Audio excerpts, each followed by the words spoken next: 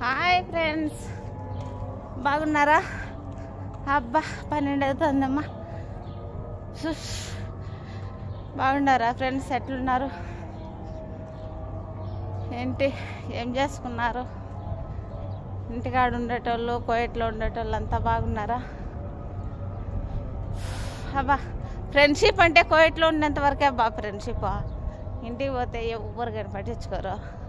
మా ఫ్రెండ్ ఇంటికి పోయింది, 10 సార్లు ఫోన్ చేస్తే ఫోన్ ఎత్తదు. ఏం చేద్దాం?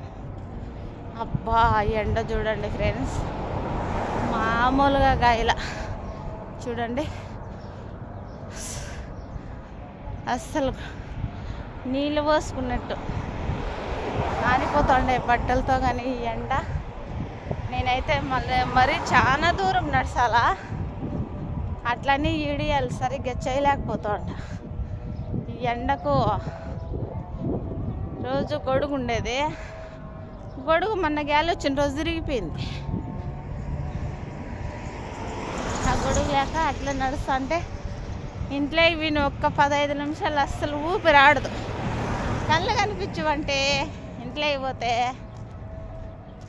అలా ఉన్నది.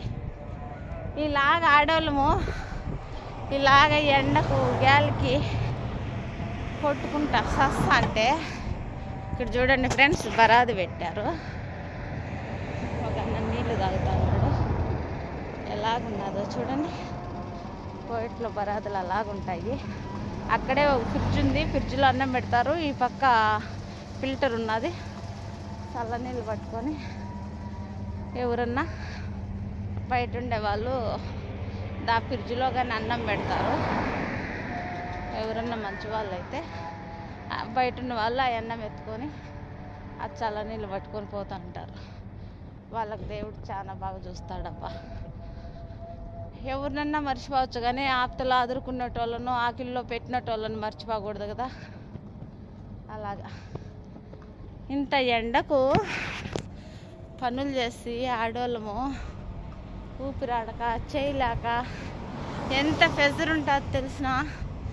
ఇంత దూరం నడుచుకుంటా పోయి ఆడ పని చేసుకుంటా పోయి రేత్రిళ్ళు 10 గంటలకు, నైట్ 10 గంటలకు ఇంటికి పోయి అప్పుడు పడుకునే కూడా పానం ఎక్కడ పోతుందో కానీ తెలీదు.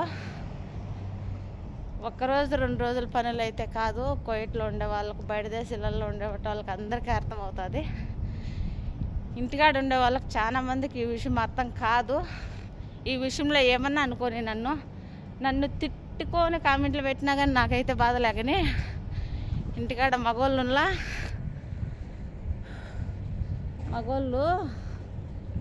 దెంగి తాగి కొవ్వు బట్టి సచ్చ అండారు. ఈ ప్రకారంగా సస్స అంటే ఇళ్ళకాడ ఏం పని ఉంది? ఆడోళ్ళు పంపిస్తే తినేది సందకాడ అయ్యే గుడికి కోసుకుండేది, అరుచా ఉండేది. అలాగున్నారు ఇలాగున్నారని బలిసిపి సచ్చా అండారు. ఇక్కడేమో ఎండిపి కాలిపి మేము చచ్చా అంటే ఏం చేద్దాం? మా రాతలు అలాగ రాసినాడు దేవుడు. అలాగా పుణ్యపురాతలు మాకు రాయలా. నా విషయంలో కానీ నా మొగుని రాత బాగా రాశాడు అబ్బా దేవుడు, నాకు రాయలేదు అలాగా. ఏం చేయాలి? అట్లున్నది. 3 రోజులు 4 రోజులు రారు తాగితే ఇళ్ళకు. కోయిట్ నుంచి పెళ్ళాలు పోతే కానీ పోయిన 3 నెలలకు 4 నెలలకు కానీ ఇళ్ళకి రారు.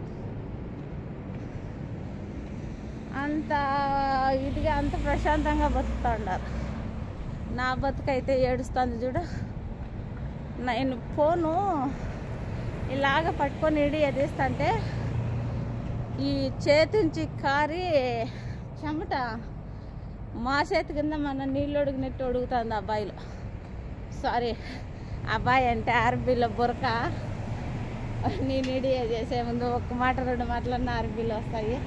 ఎందుకంటే కొద్ది నూకులు మాట్లాడే వాళ్ళం కదా ఇళ్ళల్లోనే, అలాగా కన్ఫ్యూజ్ అవుతూ ఉంటాయి.